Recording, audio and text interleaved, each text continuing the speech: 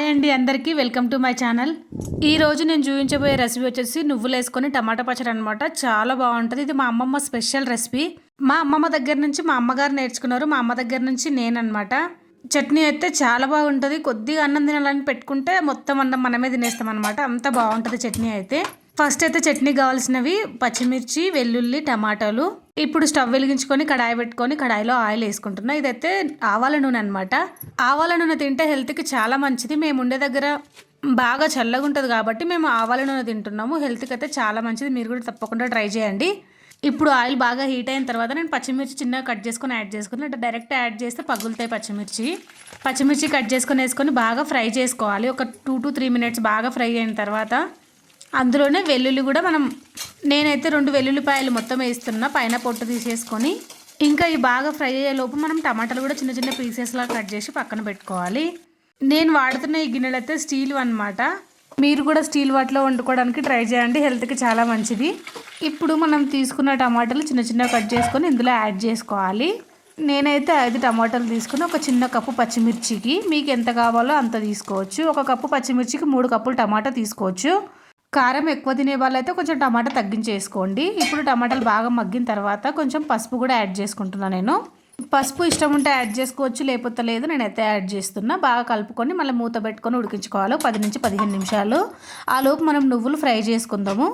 ఇప్పుడు ఇంకో కడాయి పెట్టుకొని స్టవ్ పైన అది కూడా బాగా హీట్ అయిన తర్వాత నేను ఇగో నల్ల నువ్వులు వేసుకుంటున్నాను. మీకు నచ్చిన నువ్వులు మీరు తీసుకోవచ్చు, వైట్ వైనా వాడుకోవచ్చు, నల్లవైనా వాడుకోవచ్చు. ఇప్పుడు స్టవ్ సిమ్లోనే ఉంచుకొని 10 నుంచి 15 నిమిషాలు ఫ్రై చేసుకోవాలి. నువ్వులు బాగా ఫ్రై అయిపోవాలి. అట్లయితే చట్నీ చాలా టేస్ట్ ఉంటుంది, బాగా వస్తుంది అనమాట చట్నీ టేస్ట్. నేనైతే 2 పొయ్యిల మీద 2 పెట్టుకొని ఇట్లా ఫ్రై చేసుకుంటున్నాను అనమాట. ఒకదాని తర్వాత ఒకటైతే టైం కూడా వేస్ట్ అయిపోతుంది కదా, అందుకే నేను 2 ఒకటేసారి చేసుకుంటున్నా. చూడండి టమాటా అయితే దగ్గరకు పడిపోయింది. మీరు చట్నీ ఒక రోజు 2 రోజులు తినేస్తాం అనుకుంటే వాటర్ కూడా యాడ్ చేసుకోవచ్చు. నేనైతే కొద్దిగా వాటర్ కూడా యాడ్ చేసిన. క్లిప్ అయితే మిస్ అయింది, వాటర్ యాడ్ చేసింది. చూడండి ఇట్లా ఉండాలి. మూత పెట్టుకొని సిమ్లో పెట్టుకొని మళ్ళీ 10 నిమిషాలు ఉడికించుకుంటే మనకు రెడీ అనమాట. చూడండి నువ్వులు కూడా బాగా ఫ్రై అయిపోయినాయి మంచిగా. నువ్వులు 2-3 రోజులకైనా 1 స్పూన్ తినేటట్లు చూసుకోండి, ఏ వంటలో అయినా.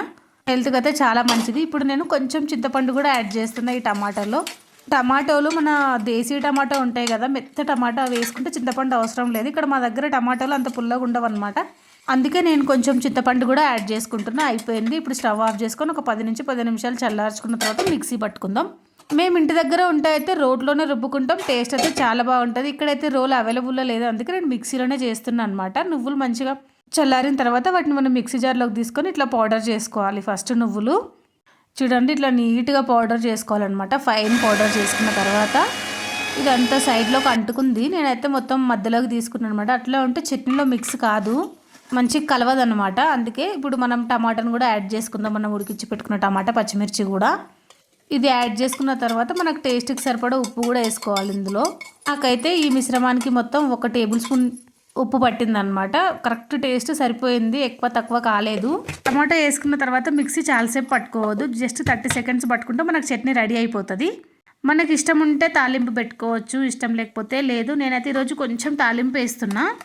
ఒక చిన్న కడాయి పెట్టుకొని అందులో కొద్దిగా ఆయిల్ వేసుకుంటున్నా. ఇది కూడా మన ఆవాల నూనెనే యాడ్ చేసుకుంటున్నా. ఆవాల నూనె హెల్త్కి చాలా మంచిదని చెప్పిన కదా, చాలా కొద్దిగా యాడ్ చేసుకున్నా. ఎందుకంటే టమాటాలలో ఆల్రెడీ కొంచెం ఎక్కువనే పడింది.